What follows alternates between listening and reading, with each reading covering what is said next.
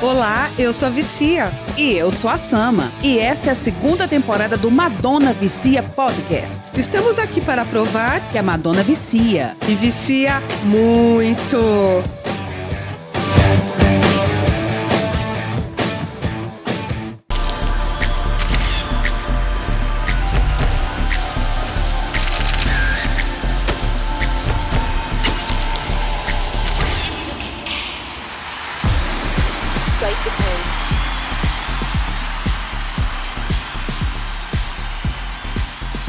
Assim como as imortais divas hollywoodianas, Madonna sempre soube como cuidar de sua imagem. Daqui a 30, 40, 50 anos, assim como Marilyn Monroe, hoje em dia, estampa camisetas, objetos de artes, quadros, pinturas e fotografias negociadas em leilão a preços exorbitantes, Madonna também será objeto de desejo. Vivam e verão. Aqui falaremos sobre 5 fotógrafos que contribuíram muito para que Madonna se torne imortal no futuro. O episódio de hoje é os grandes fotógrafos que imortalizaram o mito Madonna. Francesco Scavulo. Eu confesso que tenho uma relação de amor e ódio com Francesco. Amor por ele ser de Capricórnio, como eu, e fazer aniversário muito perto do meu. Por coincidência, ele também morreu em janeiro. Ele nasceu em 16 de janeiro de 1921 e faleceu em 6 de janeiro de 2004, uma terça-feira, aos 82 anos. Seu companheiro de mais de 30 anos, Sim Burns, que foi seu assistente no começo de carreira, cuidou dele até o fim. Ele fez trabalhos admiráveis com Madonna e costumava chamá-la de Baby Dietrich, em uma referência à atriz Marlene Dietrich. Além de inúmeras capas de moda,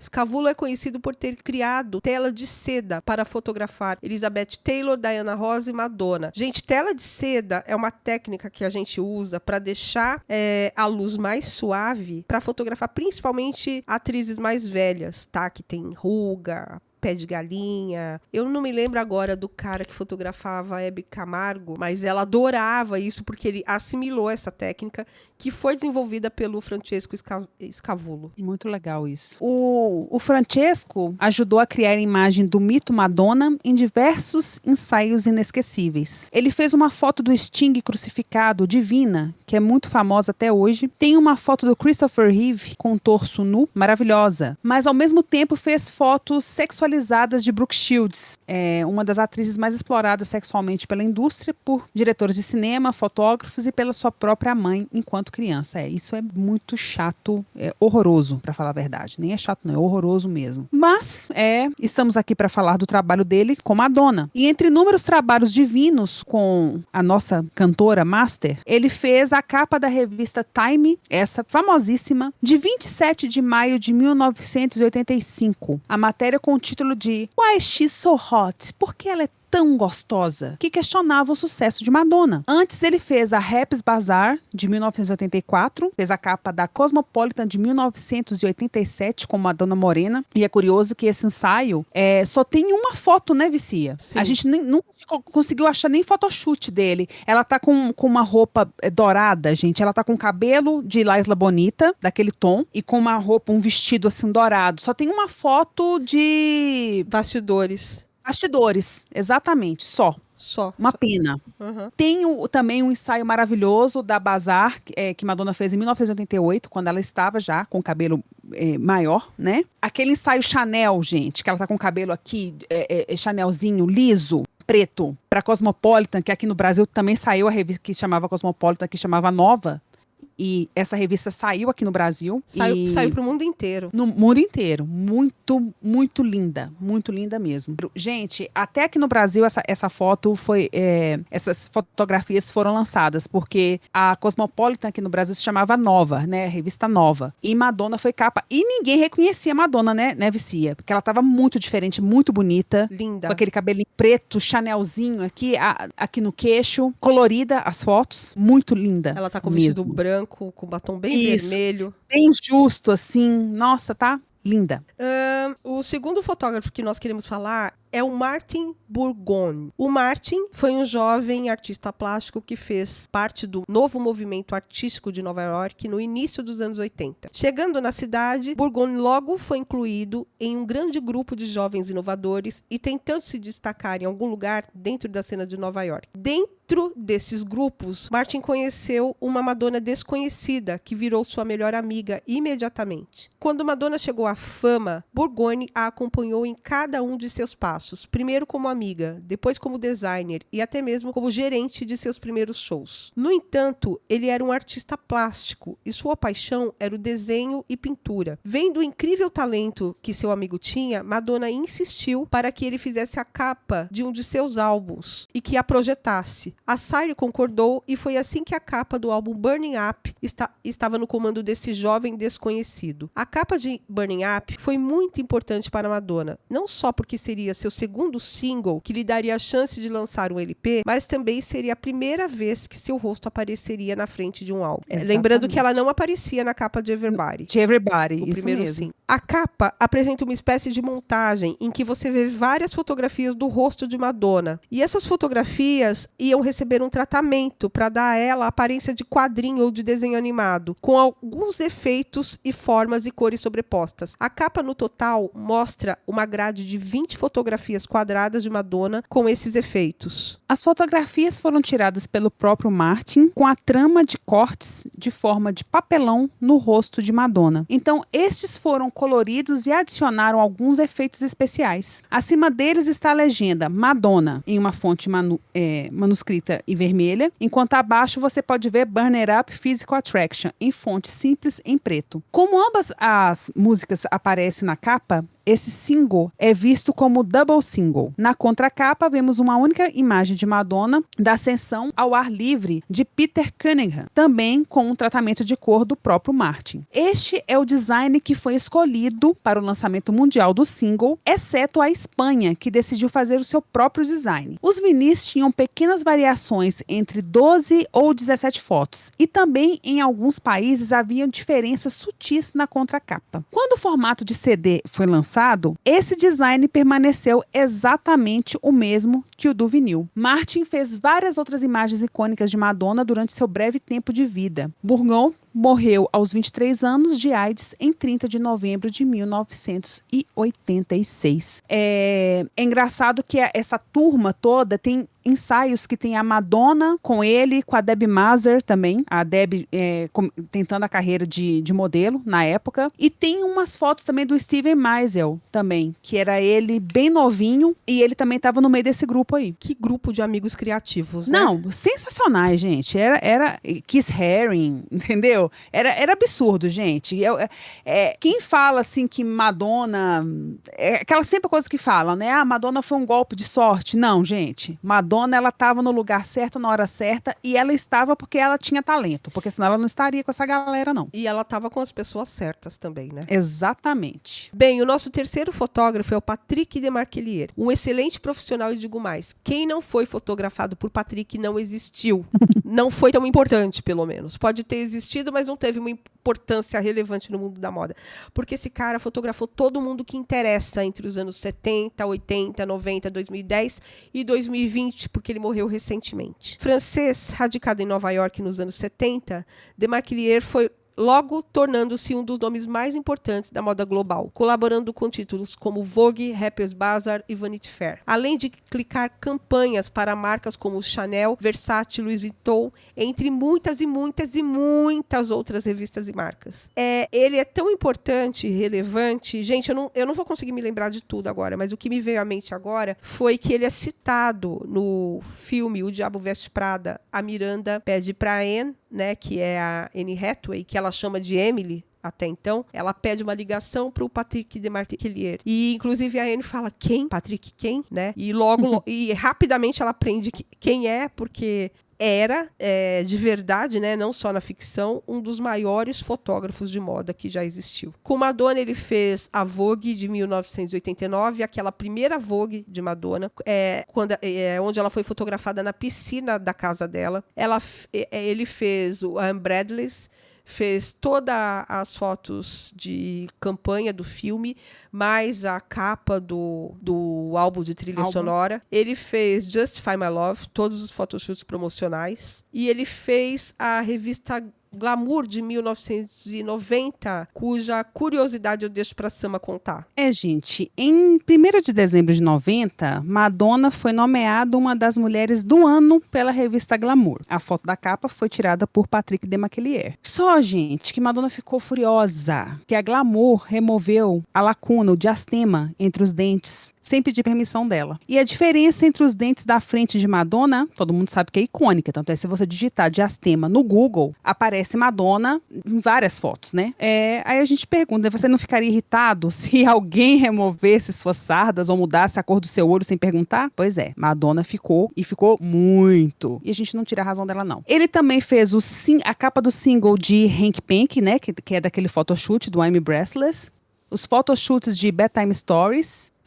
E aquele ensaio maravilhoso, lindo, da Bazar com Madonna de cabelo preto, liso, de geisha, de 1999. Em 1º de fevereiro de 99, como nós dizemos, uma Madonna inspirada em geishas foi destaque na capa da revista Harper's Bazaar nos Estados Unidos, com fotos do Patrick Demarchelier. Linda aquele ensaio. Sim. Um dos mais bonitos dela. Da época que Madonna fazia ensaios diferentes. Muitos. E no mesmo ano. Eu tenho certeza que daqui uns 100 anos essas fotos de geisha ainda seriam lembradas, relembradas pelo povo. E por isso ele é um dos grandes fotógrafos que imortalizaram o mito Madonna. Sim. Eu vou até contar uma curiosidade, porque eu comprei essa revista, eu já morava em Belo Horizonte, e na livraria que vendia, você tinha que tipo, pedir antes, né? Tipo, pedir para separar a revista, porque vinha poucos exemplares. E aí eu lembro que eu pedi, eu vim buscar a Harper's Bazaar com a Madonna na capa. E eles não achavam.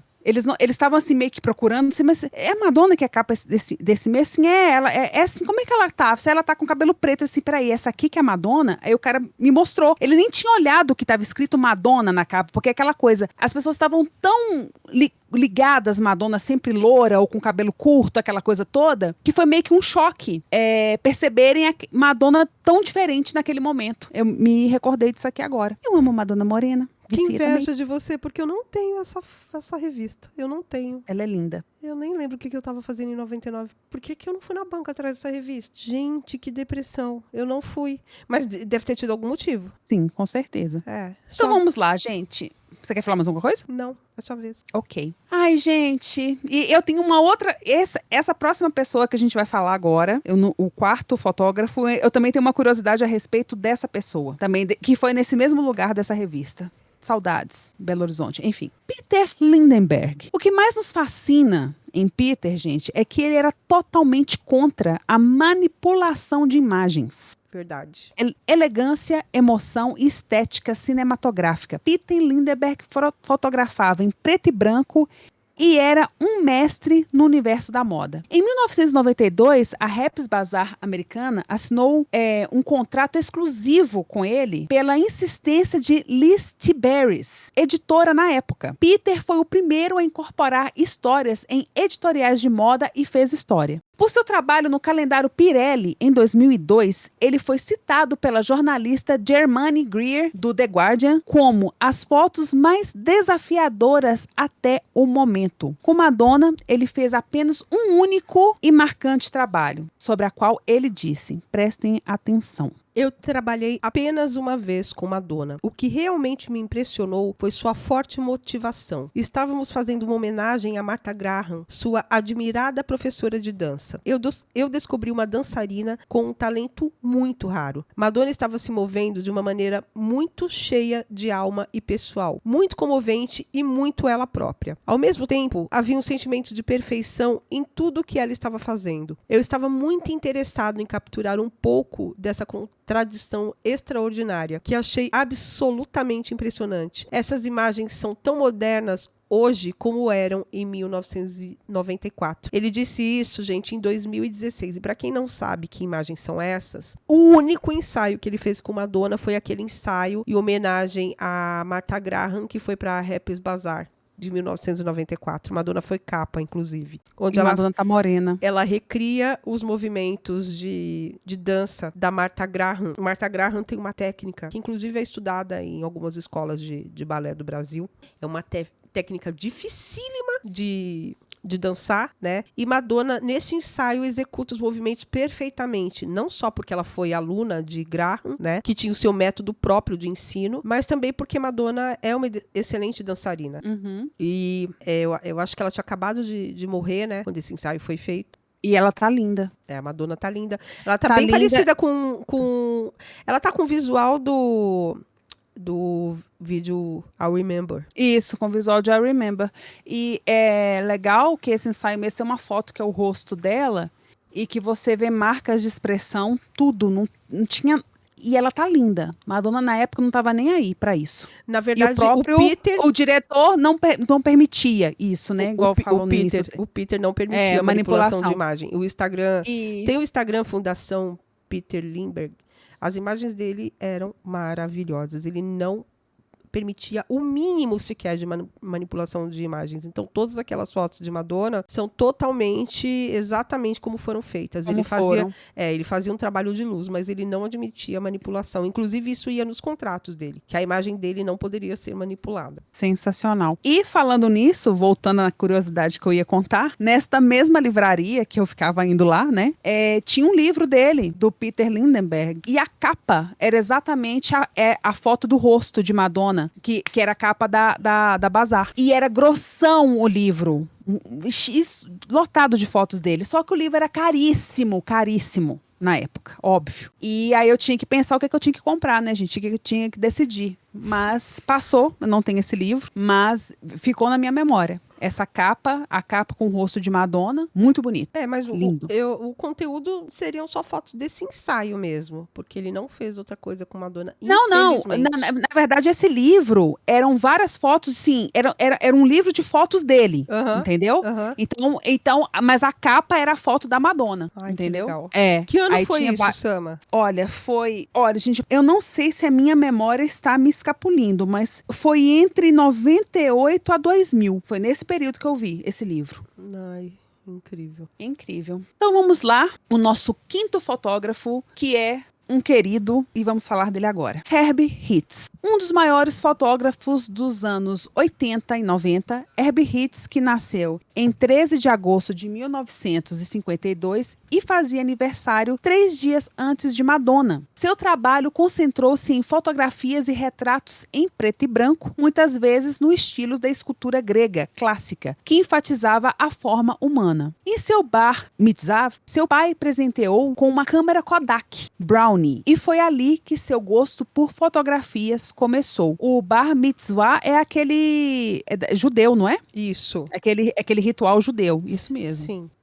Ele fez faculdade de economia, olha que curioso. Mais tarde, enquanto vivia em Los Angeles, ele passou a se interessar por fotografia, quando ele e um amigo, Richard Gere, olha aí, então aspirante a ator, decidiram tirar algumas fotografias na frente de uma Buick antiga. A imagem ganhou a cobertura de Hitz e ele começou a ser levado mais a sério sobre fotografia. Ele fotografou Brooke Shields para a capa da edição de 12 de outubro de 81 da Elle. Ele fotografou Brooke Shields para a capa da edição de número 12 de 1981 da Elle e fotografou Olivia Newton-John para o seu álbum Physical em 1981. 5 anos depois, ele replicou essa pose de capa com Madonna para o lançamento em 1986 do álbum True Blue.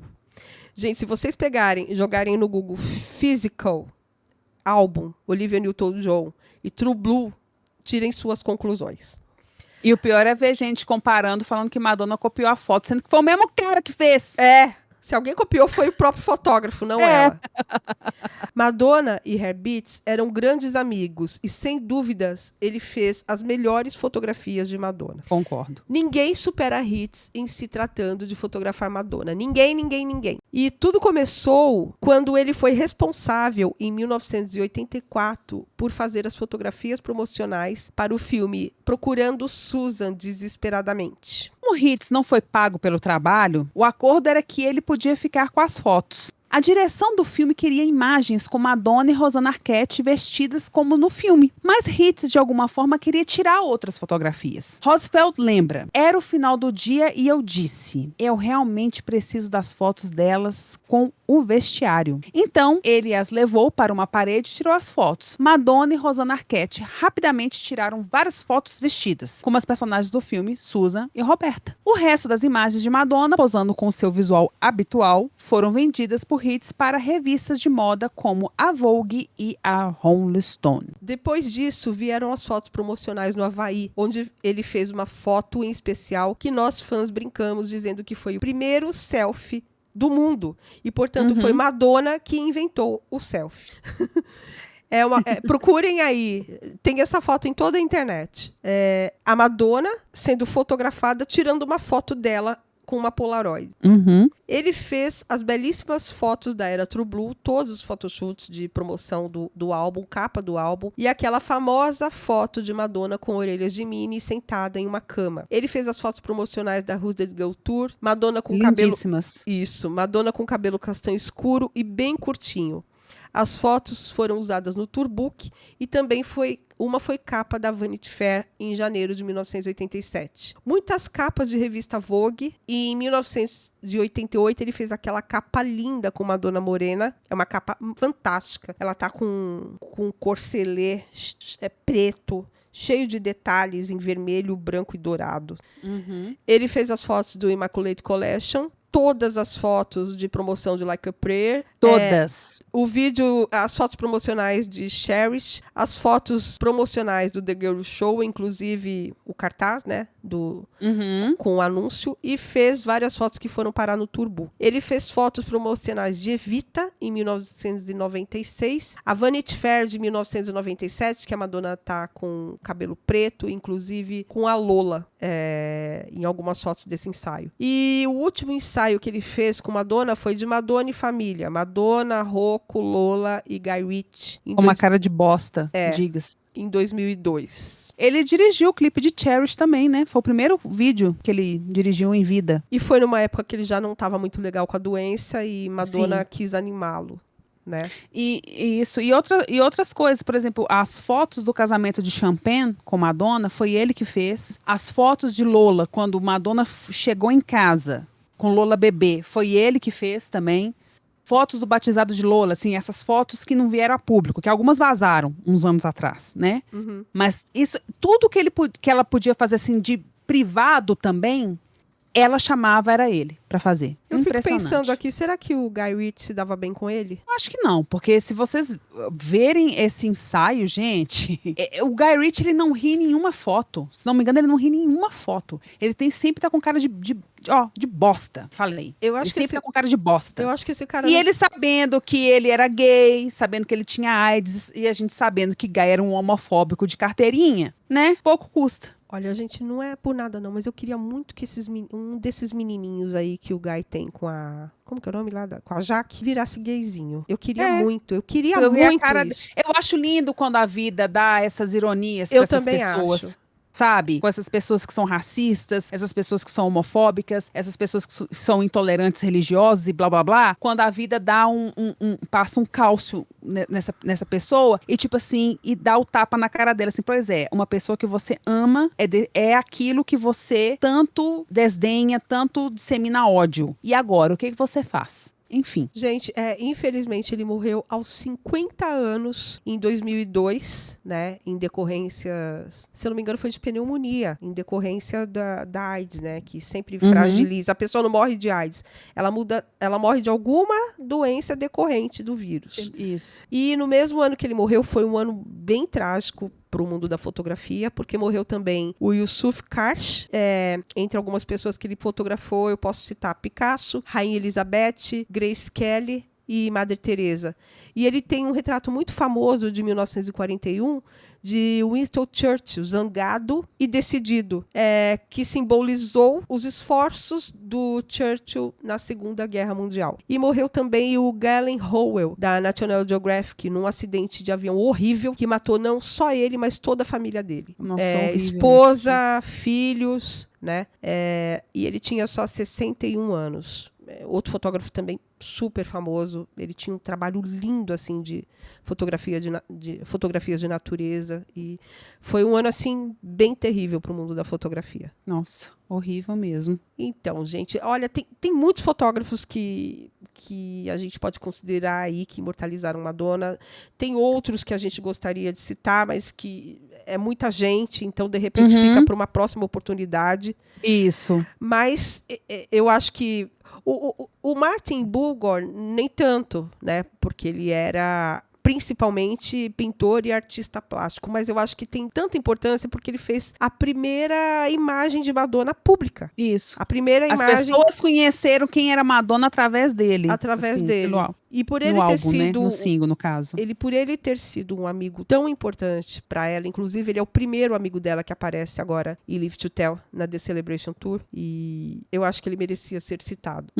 Com certeza. Mas, gente, existem outros fotógrafos importantes por aí. Então, se vocês sentiram falta de alguém que vocês acham que a gente deveria ter citado aqui, comenta no Spotify ou no Instagram do podcast, que é o @MadonnaViciaPodcast, ou no Twitter, enfim. Ou no YouTube, tá, gente? Pode comentar lá no YouTube também. A gente tem uma página no YouTube Music e dá para comentar. Isso. Bom, gente, esse foi o nosso episódio sobre os fotógrafos que ajudaram a criar, imortalizar o mito Madonna. E é isso. Um abraço para vocês e vamos que vamos! tchau! Tchau! Você acabou de ouvir o Madonna Vicia Podcast. Até a próxima! Tchau!